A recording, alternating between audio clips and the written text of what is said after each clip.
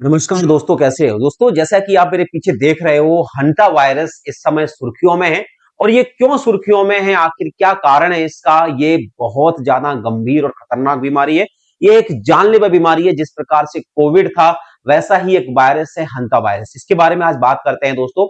Hanta virus की बात करूं दोस्तों, तो ये सबसे पहले तो चूहों से फैलने वाली बीमारी है। यानी चूहों के मल मूत्र जो सूख जाते हैं और सूखने के बाद हवा के प्रभाव में इसमें जो कण होते हैं, उससे यह वायरस निकलता है और सांसों के माध्यम से या हमारे हाथों के स्पर्श से यह वायरस हमारे शरीर में इंजेक्ट होता है।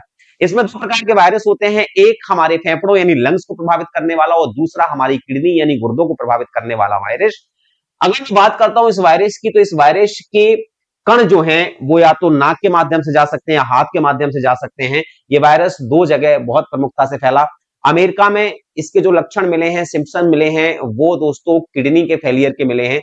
जबकि एशिया में जो सिम्पटम मिले हैं, अमेरिका में जो सिम्पटम मिले हैं, वो फेफड़ों को प्रभावित करते हैं। और जबकि एशिया के कुछ देशों में, कंट्रियों में जो सिम्पटम्स मिले हैं, वो गुर्दे यानी किडनी को प्रभावित करते हैं दोस्तों।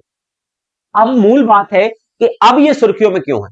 क्योंकि हंता वायरस का नाम जो है, वो सबसे पहले ये वायरस की खोज 1978 में दक्षिण कोरिया के एक हंटन नदी है, हंटा नदी है, और उस हंटन नदी के आसपास जो चूहों की प्रजाति है, वहां पर ये बीमारी फैली थी। वहां पर काफी लोग मारे गए थे और इसीलिए ये नाम सुर्खियों में आया। लेकिन अब सुर्खियों में क्यों है?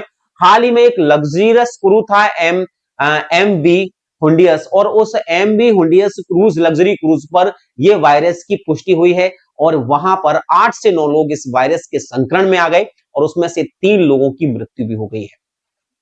ये क्रूज अर्जेंटीना होते हुए अन्य अन्य देशों में जा रहा है। तो अब हर देश को डर है, कहीं ऐसा ना हो कि ये हंता वायरस उनके देश में फैल जाए और एक गंभीर बीमारी का रूप ले ले। क्योंकि ऐसा माना जा रहा है कि ये वायरस सबसे पहले चूहों से होता है, लेकिन फिर इंसान के संक्रमण से भी हो सकता है। अगर किसी को हंता वायरस है, तो अगर उसके खांसने से, छींकने से अगर कुछ संक्रमण आप तक आ गए, तो आपको भी ये वायरस लग सकता है। तो सुरक्षित रहें। करें क्या दोस्तों, और आखिर क्या है इसकी पूरी कहानी, आइए एक बार देख लेते हैं। सबसे पहले अगर मैं देखूं तो दक्षिण कोरिया की हंचन नदी के नाम पर इसका नाम रखा गया है, यह ध्यान रखना है। प्रसार यह मुख्य रूप से चूहों और गिलहरियों के मलमूत्र से फैलता है या उनके लार से या सलाइवा से फैलता है। दो प्रकार के रूप हैं, एशिया यूरोप में इसमें किडनी प्रभावित करते हैं, जबकि अमेरिका में पाए जाने वाला जो है वो फेफड़े प्रभावित होते हैं। ठीक है, ये ध्यान रखना है। क्रूज शिप है एमवी होंडियस, और इस एमवी होंडियस नाम के एक लग्जरी क्रूज शिप में हंता वायरस के मामले सामने आए हैं, मौत भी हुई है। डब्ल्यूएचओ के अनुसार 8 मामले सामने आए, जिसमें से 3 मौतें हो चुकी हैं, ये भी ध्यान रखना। मुख्य लक्षण वही है, संक्रमण का तरीका सीधा सीधा। यह वायरस मनुष्यों में तब फैलता है जब संक्रमित चूहों के मल मूत्र या लार्स के संपर्क में वो आ जाते हैं, और हवा में मौजूद संक्रमित धूल के कणों में सांस लेने से ये वायरस अंदर चला जाता है। ठीक है, ध्यान रखना है। इसके बाद आपको सांस लेने में दिक्कत होने लगेगी, कफ बनने लगेगा, है ना, किडनी जो है वो फेल हो सकती है। इसके उपाय यही है, अपने आसपास चूहों और उनके रहने के स्थानों को साफ रखें। जहां चूहे हो वहां सफाई करते समय मास्क या दस्ताने का प्रयोग करें। खाने पीने की चीजों को चूहों के से दूर रखें, सुरक्षित रखें।